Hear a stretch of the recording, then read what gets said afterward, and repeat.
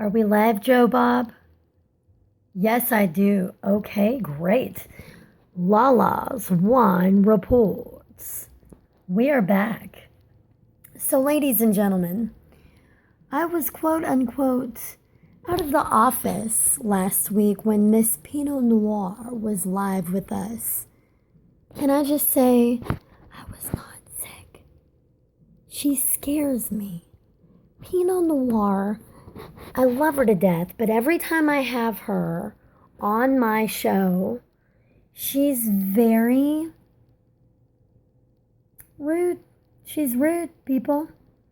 She wants a certain type of water. If it's not the type of water that she likes, then she gets mad. She wants a lot of sun. She doesn't want sun at all. She's freezing. She needs a scarf. She needs a blanket. She needs a hotel room.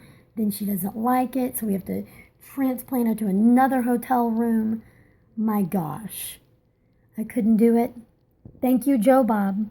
Joe Bob is my Charlie to my angels. Let's just say that. Okay, we're going to discuss something important because I know that when we're out and about and we're in a crowd, there's wine.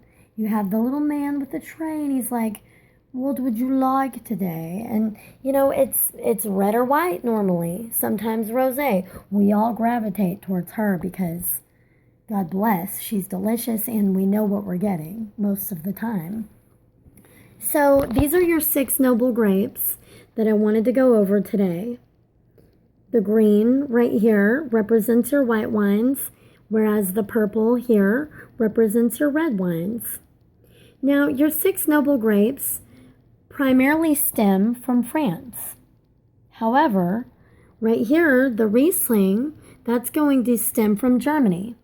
But it's also from Alsace as well, which is the wild card region, because Alsace was a part of Germany, and then it was part of France, and then it was a part of Germany, and then France, and then Germany. Oh my goodness. So it's back to France again. So I call it the wild card. So, you know, next time you're talking about your favorite Michelin rated restaurant, if you will, then you can say, oh, while we're talking about being foodies and all the delicious food from Alsace, how about we talked about how it was passed around 25 million times? Anyways, here you go. Your Chardonnay, your Riesling, and your Sauv Blanc, my personal favorite.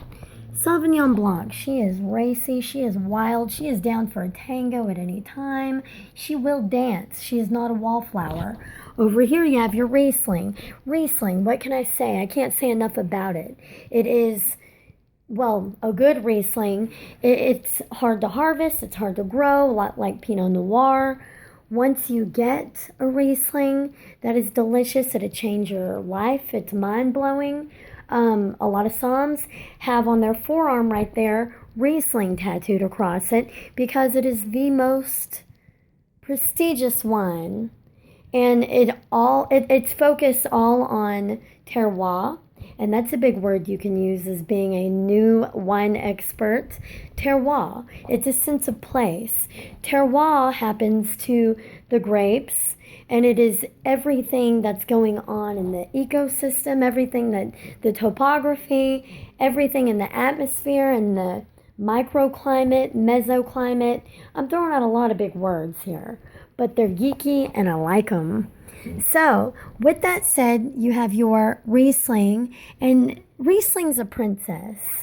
We love her. Now, not all grapes are hers in my book, and it's all subjective, and I just like to talk a lot, so, you know, just stick with me and have a good time. It's all easy, and I'm making it simple for you. Every single episode, you are going to speak so eloquently about wine. Your friends are going to be like, how did you know this stuff? And you're just going to be like, I went to YouTube. I went to LaLa's Reports. No big deal. Or you can just say, I don't know, I was born this way. I just have this information. I'm like Google.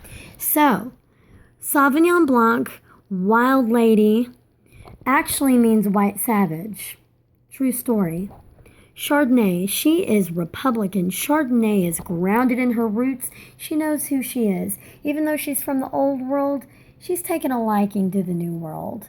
She is not finicky. You know what you're getting with her. She is stable through and through. She is not hard to convince with growing.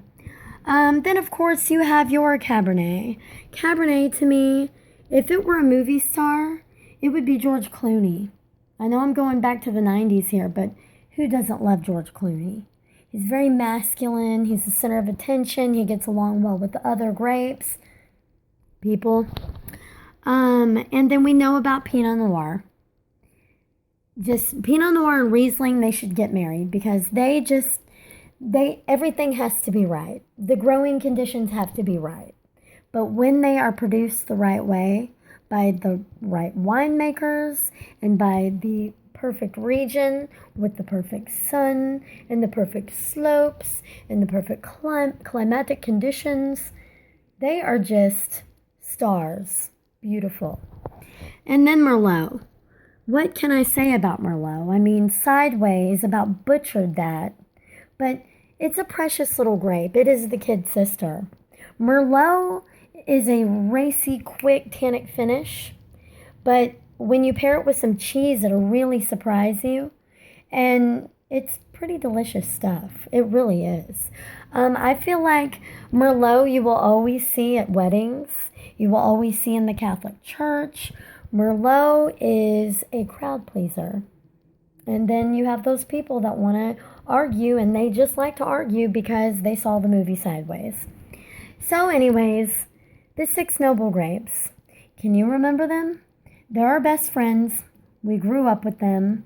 And you've had them at one time or another and probably didn't even know you had them. But now you know a little bit more about them. So I try to break wine down into personalities because that's just exactly how wine works. I mean, every person that I know, I pick a grape for them. I really do. And that's being in hospitality as long as I have. I can meet a person and within 10 seconds, I can tell you what they're going to order.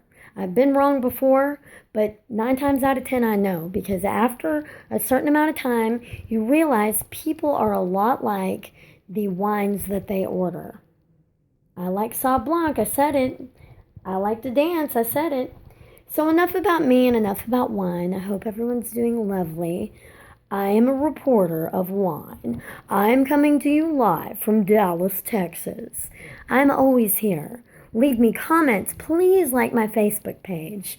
I want to be a YouTube wine star, and not just because I want to go on the show Ellen and all that good stuff, because I mean I do. I want to get the word out about wine because everyone's scared of it. It's like, honestly, sometimes when I talk about wine, I feel like people make it a point to back up and leave the conversation.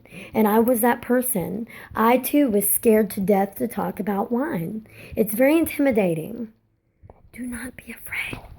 It is not a scary subject, I promise you. Embrace it. Learn about it. Let me help you learn about it. And let's just relax a little bit. And it does, in fact, help you relax. I've heard it has a lot of antioxidants. I love ya. I really love ya.